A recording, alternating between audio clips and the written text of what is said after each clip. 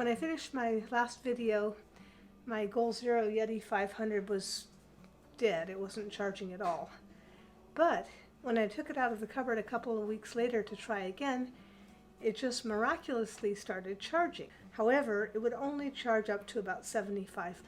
But I got a lot of really good comments from people on the last video, so I thought today I would give it all a try. One tip that I got from multiple people was to try charging the internal battery to get it to start charging. They said if it's all the way down to 0, it might not start charging. Well, mine has started charging, so I don't need this tip, but let's take a look inside and see where we would apply the charger. I'm removing the bottom the same as I did in the last video by removing the 10 screws that hold the bottom on. It looks like I still have my tape on from last time. And here's the black ones and the red ones left.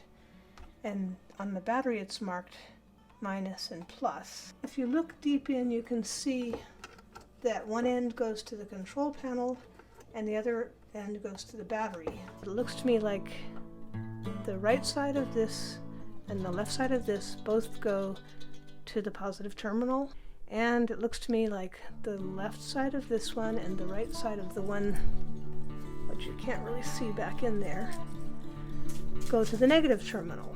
So you would need to disconnect all 4 of the fat wires and apply voltage to one of the red ones and one of the black ones that lead to the battery. Luckily for me, I don't have to do the part about jump starting my battery. Mine just has a problem of it charges to about 73% and then it stops charging. A couple of other viewers gave me some ideas of what to do if the charge controller seems to stop working. So I'm going to charge my battery up to the 73% or whatever the max it'll take today, and then we'll come back and see if these other ideas might work. Well, the battery has stopped charging. You can probably see there's 0 watts power put in, and it went abruptly from 65 watts to 0 watts. So that leads me to believe that it's a controller issue because it's like a sudden switch off. I could be wrong, but that's what I'm thinking. A couple of users recommended a 3-button reset. I will try it first with the charger plugged in, and then if that doesn't work, we'll try it with the charger unplugged. So the 3 buttons are units, lights, and info, and I'm supposed to hold them for maybe about a minute.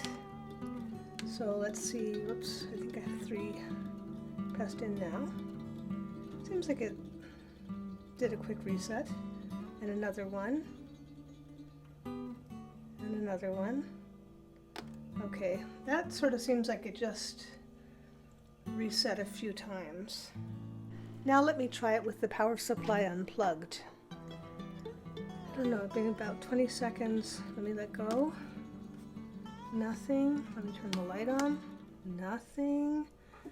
Shoot. Oh, here comes something. I don't know if it was coincidentally. It says I'm at 82%, which is nearly full, but it's not charging. Oh, now it says it's charging again. And it's gone up to 83%. Well, let's leave it again and see if it'll actually finish charging. That would be amazing. It stopped charging again, but 83% is better than 75%. I'll leave it plugged in and just see if it picks up. Well, I left it charging for about half an hour, and nothing seems to have changed.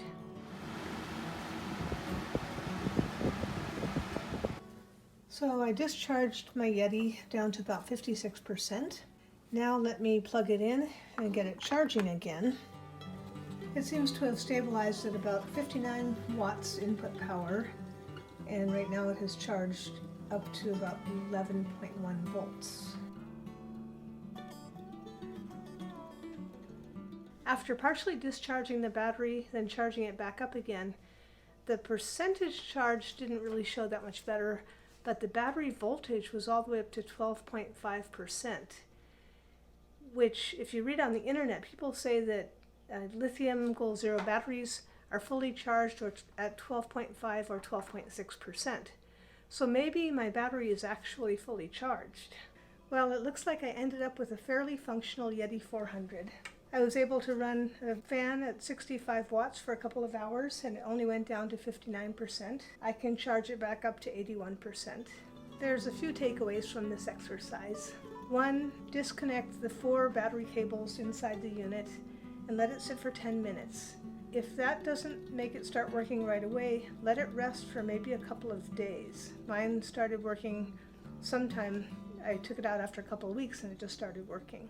Another tip, try the 3-button reset with the power cord disconnected, but fair warning, people have said that if you try that too many times, then the unit will lock up. And just let your unit rest between attempts, because for some reason that does seem to make a difference. Good luck with your Yeti.